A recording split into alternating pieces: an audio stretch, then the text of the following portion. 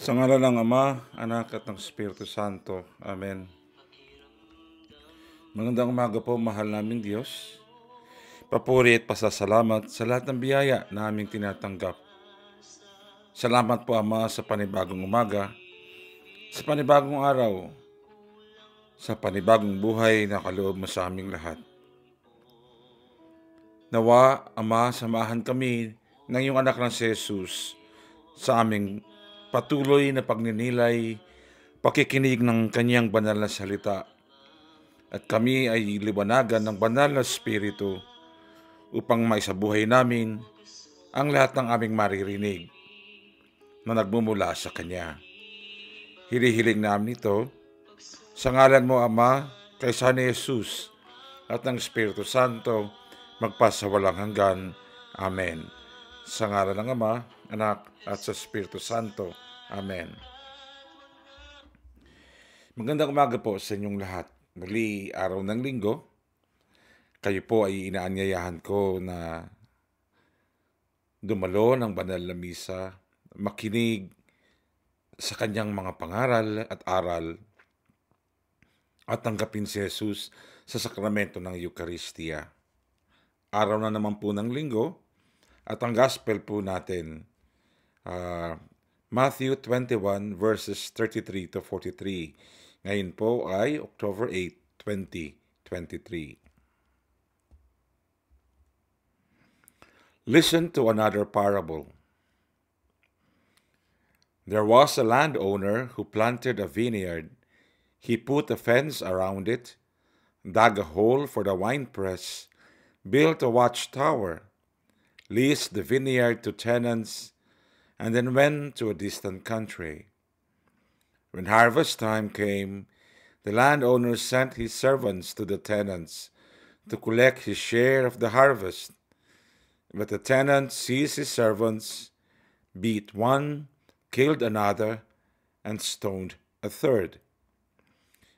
Again, the owner sent an even larger group of servants, but they treated them in the same way. Finally, he sent his son, thinking they will respect my son. But when the tenants saw the son, they said to each other, "This is the heir. Let us kill him, and his inheritance will be ours." So they seized him, threw him out of the vineyard, and killed him. "Now what will the owner of the vineyard do with the tenants when he comes?" They said to him, "He will bring this wretched man to a wretched end, and lease the vineyard to others who will give him his share at the proper time." And Jesus replied, "Have you never read what the scriptures say? The stone which the builders rejected has become the cornerstone." This was the Lord's doing, and we marvel at it. Therefore I say to you, the kingdom of heaven will be taken from you and given to a people who will bear its fruits. The Gospel of the Lord. Praise to you, O Lord Jesus Christ. Mga kaibigan, ang ebanghelyo po natin ngayon ay mapapansin natin na karugtong nung nakaraang linggo patungkol sa pagbibigay ng mensahe ng ating Panginoong Yesus sa pamamagitan ni San Mateo, na ang pinag-uusapan dito ay hindi lamang basta ugnayan ng manggagawa at ng kanyang amo. Sa halip kung ito ay palalalimin natin, ay ugnayan ng Diyos sa pamamagitan ni Kristo at ng mga tao na kanyang nilikha. Mapapansin natin sa ebanghelyo natin ngayon, muli nakaranas ng pagtanggi o ng rejection, nakaranas ng hindi magandang pakikitungo yung mga nagtatrabaho o manggagawa.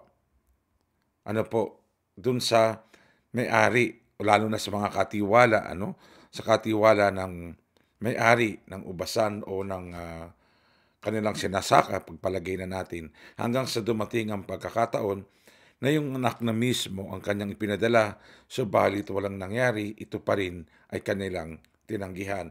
At sa halip, ito ay kanilang pinapatay at kinuha ang kanyang mga ari-arian.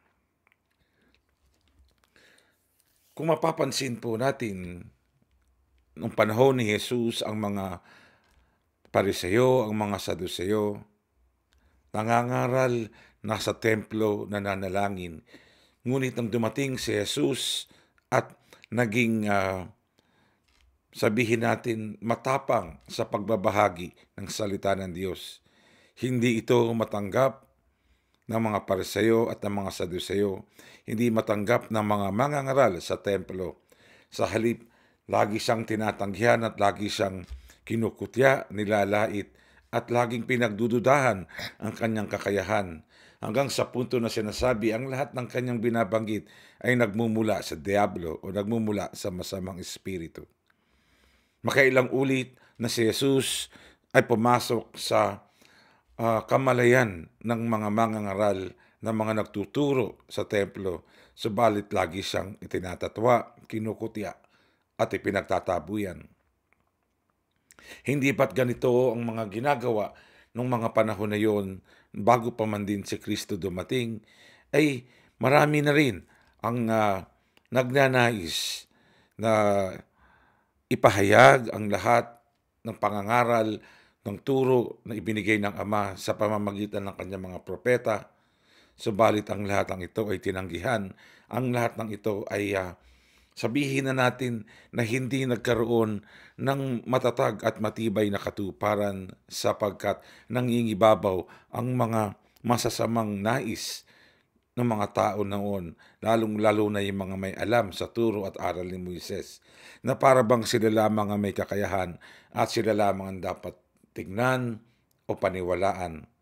Hanggang sa dumating si Kristo ay ganun pa rin ang naranasan, ganun pa rin ang nangyayari, wala pa rin na totoo at tunay na naniniwala sa mga sinasabi ni Jesus. Hanggang sa dumating nga ang pagkakataon kagaya ng nasusulat. Siya ay pinadakip, pinahirapan, pinagpasan ng krus, ipinako at namatay. At alam nating lahat, base sa banal na kasulatan at base na rin sa pananampalatayang ating pinanghahawakan, si Kristo ay muling nabuhay at si Kristo ang naging tunay na daan at naging panulukan ng tinatawag na pagliligtas na ipinahayag ng Ama sa bawat isa. Mga kaibigan, sa ebanghelyo natin ngayon, ang tunay na pagtugon sa Panginoon, kailangan natin maintindihan at hindi natin dapat iwasan at hindi natin dapat itanggi na tayo ay makararanas ng mga panglalait, pangkukutya, kung sa punto na tayo ay papatayin, sisirain, papatayin ang ating pangalan, ang ating dangal, ang ating pagkatao sa harap ng iba, para masabi na sila ang mas magaling at sila ang mas mahusay kumpara sa atin. At iyan, alam ko at alam nating lahat ay nangyayari sa atin, lalong-lalo na kung ikaw ay nabubuhay araw-araw sa gitna ng paglilingkod sa ating Panginoon.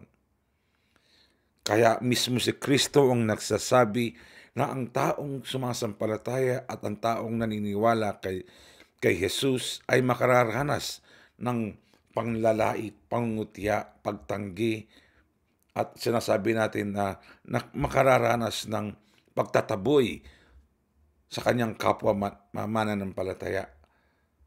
Kagaya ng nangyari kay Jesus. Bagamat dala-dala niya ang totoo at tunay na mabuting balita, walang naniniwala sa kanya at sa bandang huli, siya ay ipinapatay. At kung tayo ay tumutugon at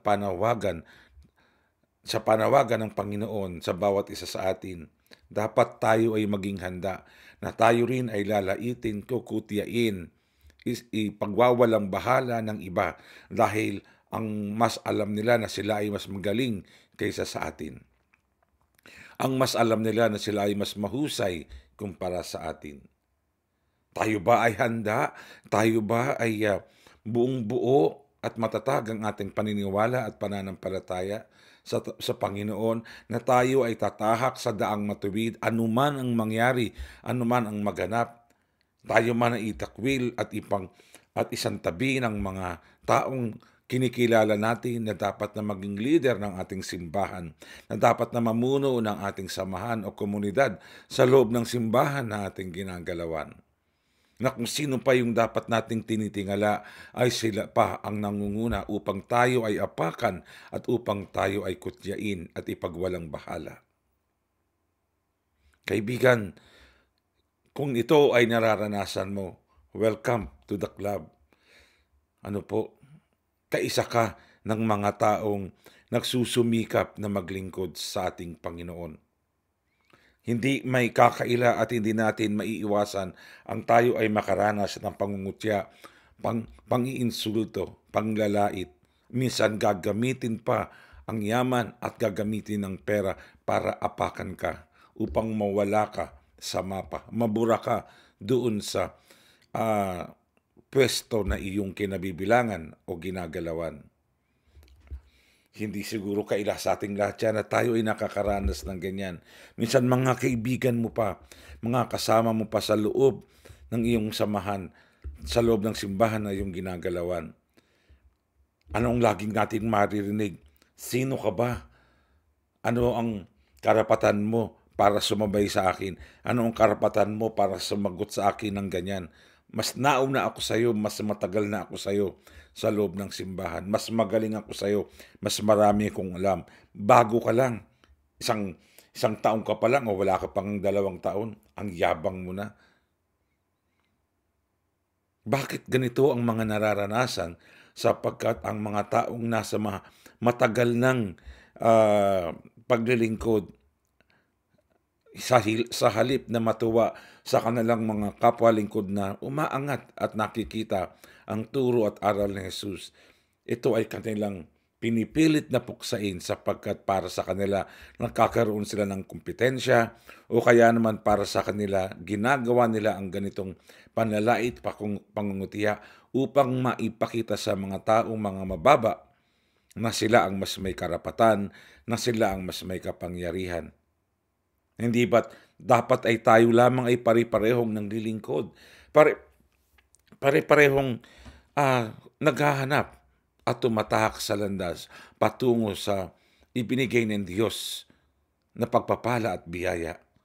Subalit nakikita, nararanasan natin, nararamdaman natin ang mga taong pinipilit tayong apakan, pinipili tayong hilahing pababa at tayo ay ginagawa ng hindi magagandang kwento, sinisiraan. At tayo ay tinatanggihan, ika nga. Na sa halip na tayo ay na dapat nilang tanggapin at akayin upang makasama sa ubasan sa paglilingkuran ng ating Panginoon. Tayo ay tinatanggihan, tayo ay tinatapakan, tayo ay kinukutya at sinisiraan.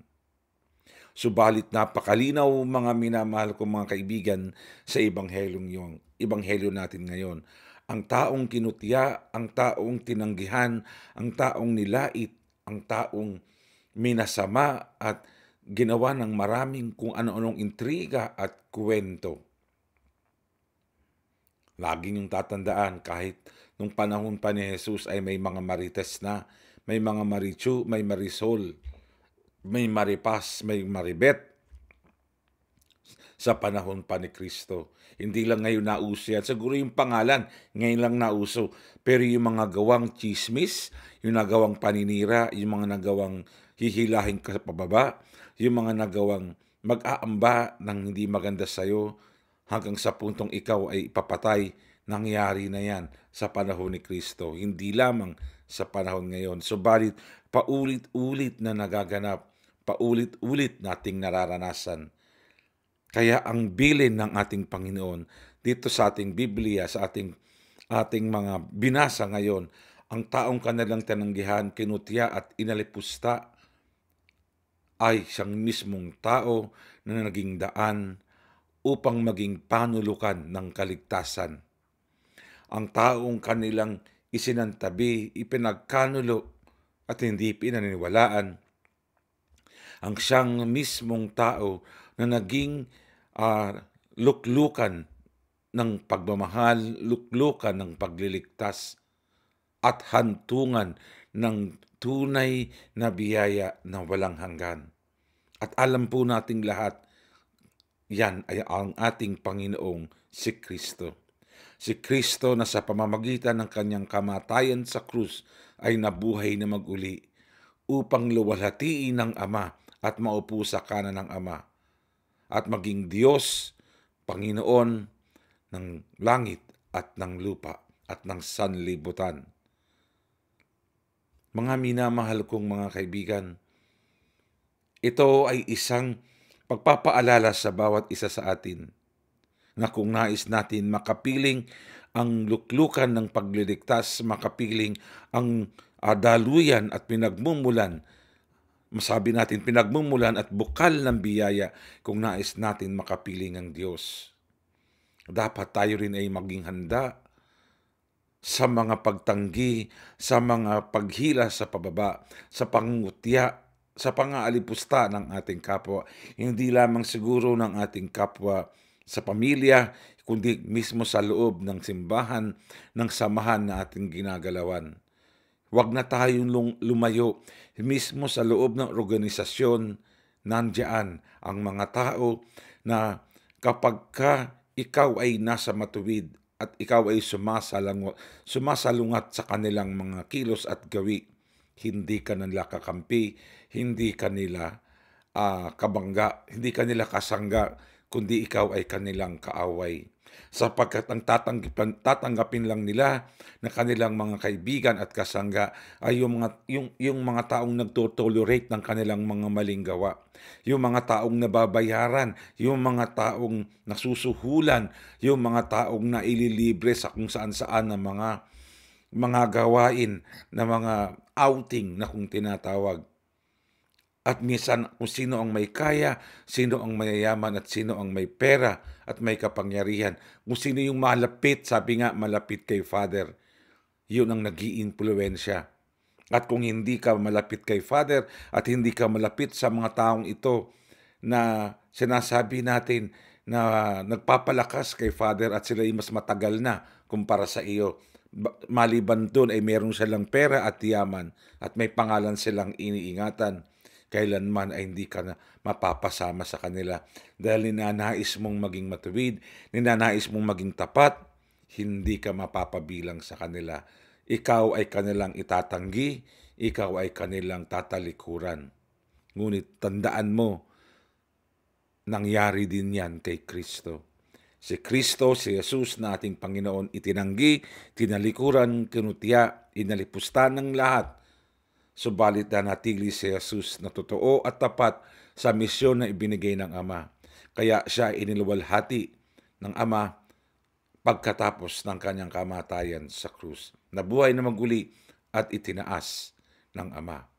Kung tayo ay mananatili rin kay Kristo, sa gitna ng pagkutya, pag-alipusta ng ating kapwa, sa gitna ng pagtanggi ng mga kasamahan natin sa loob mismo ng simbahan at ating samahan, kung tayo ay mananatili sa pagiging matuwid at tapat kay Kristo, sa bandang huli ng buhay natin at sa bandang huli ng paghukom, si Kristo mismo ang magtataas sa atin, si Kristo mismo ang mag-aangat sa atin, sapagkat ang taong tinanggi at kinutya, ang mga taong inalipusta at hindi tinanggap ng kanilang mga kasamahan sa loob ng simbahan dahil sila ay gumagawa ng mabuti at tapat, ang siyang tatanggapin at itataas ng ating Panginoong Hesus. Amen.